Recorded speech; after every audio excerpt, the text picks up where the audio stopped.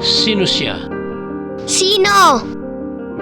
Siya ang matapang at top guy comics character na si Romano at pangunahing tauhan sa nobelang Sa Diyos Lang Ako, Susuko. Kinata ito at sinulat ng Filipino comics writer, novelist, and editor na si June Clemente. Ito ay maaksyong kasaysayan ni Romano na nakatikim ng sobrang kalupitan sa kanyang mga kaaway, kaya nang siya'y rumesbak, nasabi niyang sa Diyos lang siya susuko. Nalatala ito sa mga pahina ng King Comics ng Atlas publication noong late 1980s at iginuit ng Filipino comics illustrator na si Nestor Malgapo ang cover illustration. Ang mga Filipino comics illustrator namang sina Dante Barreno at Romy Santos ang gumuhit ng inside pages nito. Isinalin ito sa pelikula ng Viva Films noong 1990 sa ilalim ng pamamahala ni Direk Manuel Pike V at ginampanan ni Robin Padilla ang title role.